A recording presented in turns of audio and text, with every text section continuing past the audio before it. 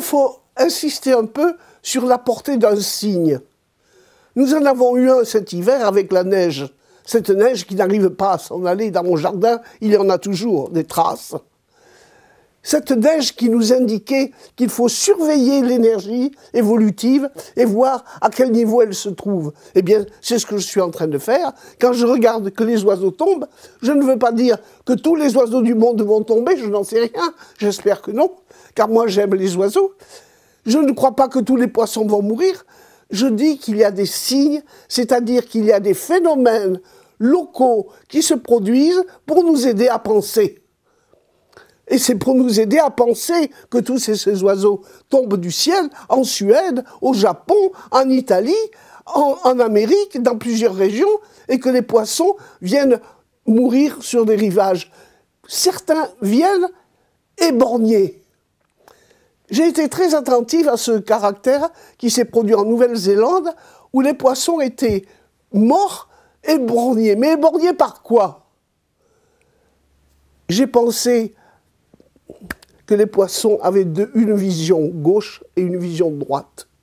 Et que l'énergie du monde qui les anime touche leur vision droite et pas leur vision gauche.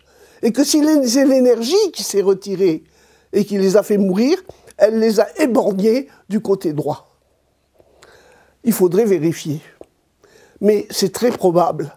Parce que nous avons une vision bilatérale de face, avec une vision croisée, mais ce n'est pas le cas des poissons, et ce n'est pas le cas non plus de tous les animaux.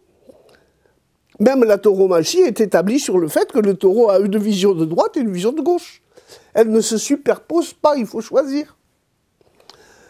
Je vous ai dit cela parce que je crois réellement que l'explication de ces phénomènes désastreux se trouve dans le fait évolutif que nous sommes en train de vivre et que l'énergie évolutive s'est retirée d'un programme qu'elle a suivi jusqu'ici et qu'elle veut entrer dans un autre programme et que sa date d'entrée, c'est ce que prévoit le calendrier Maya, c'est le 8 mars, dans 8 semaines. Il faut que nous soyons prêts. Que nous soyons prêts à passer du régime de la création des volants, même des avions, à un régime de spiritualité. Et à ce propos, je dois dire que nous avons assisté récemment à une innovation de la télévision.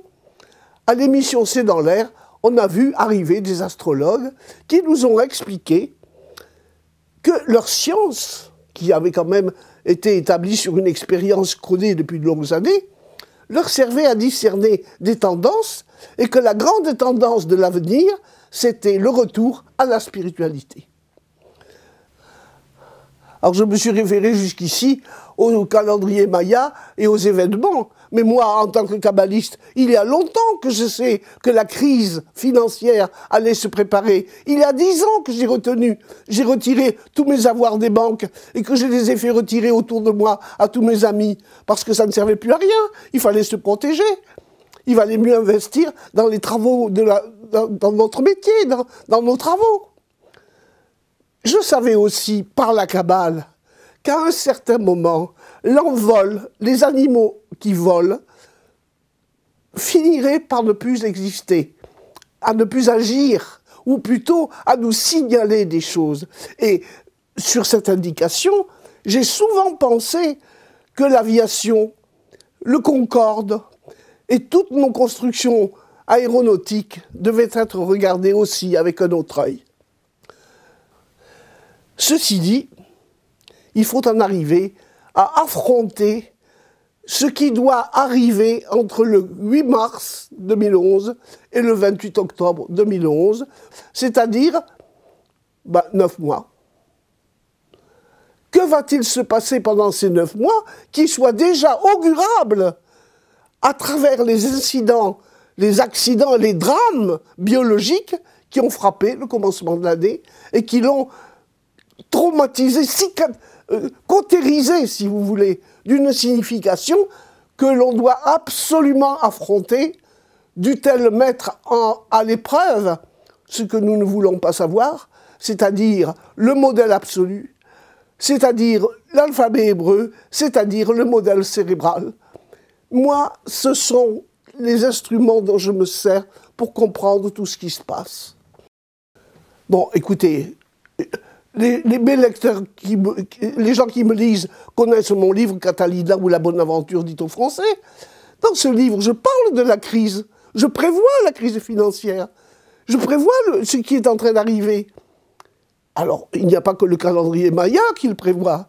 Simplement, je suis très sensible au fait que eux, que l'on appelle les gardiens du jour, ont pu localiser la crise d'avenir entre deux dates très très précises. Ça, c'est quand même considérable. Alors je me suis dit, qu'est-ce qu'il faut faire pour que, dans cet intervalle de temps qui va être de l'ordre de 9 mois, ça ne va pas être très long, qu'est-ce qu'il faut faire pour que nous soyons adaptés à ce que veut le temps, car c'est le temps qui agit. Eh bien, moi, il y a déjà plus d'1 an que je me suis préparé à faire ce qui serait utile. Parce que si, comme l'a prévu le calendrier Maya, ce qui va se produire est le retour en phase de la création du niveau Big Bang, ce qui doit se faire, moi, le Big Bang, c'est un terme que je n'accepte qu'à moitié, mais il faut que les conditions de la création réapparaissent devenues intelligibles au 9e moment, puisque c'est le 9e moment dans la séquence évolutive des Mayas. Et c'est une considération que, sans avoir lu le calendrier Maya, j'avais moi de mon côté par les critères de la Kabbale. Il est certain que ce qui est au commencement ressort à la fin, que les données du début s'inscrivent dans celles de la terminaison, et si la création s'est établie, comme le dit la Bible, sur l'alphabet hébraïque, eh bien à la fin, il faut que l'alphabet hébraïque devienne intelligible à tous. En prévision de quoi, depuis déjà plus d'1 an, je fais des films. J'en ai déjà fait une dizaine, et j'espère en faire 13, parce que pour remplir les 13 étapes qui séparent le 8 mars du 28 octobre 2011, il faut 13 motifs qui doivent s'enclencher et réussir quelque chose. Quelque chose qui, là, va prendre racine. Et ce qui doit prendre racine à ce moment-là, c'est le grand vœu que je vous fais et que je fais au monde. C'est qu'il prenne note de sa situation réelle dans un monde créé, dans un monde métaphysiquement explicable, qui est lisible avec le sacré et qu'il faut lire pour savoir où on va, car ce monde, qu'on le veuille ou non, nous emporte, nous compromet et nous conditionne. On me pardonnera de citer mes travaux, mais moi, il y a déjà 1 an et demi que je suis passé de l'écrit à la parole parce que j'avais prévu, par mes propres moyens, que le temps de la parole surviendrait bien avant que les oiseaux tombent du ciel. Et ces travaux sont en cours dans une série qu'on appelle Cinécode, par des films, et je pense, en m'amusant un peu, que chacun des 13 intervalles de 18 jours qui vont se succéder dans le laps de temps fatidique de mars à octobre 2011, eh bien, il y aura 13 occasions de suivre 13 films qui vous expliqueront logiquement le retour des choses et comment comprendre l'unité du monde et comment comprendre notre situation et comment admettre que les signes nous parlent et que la vie soit pratiquement un discours.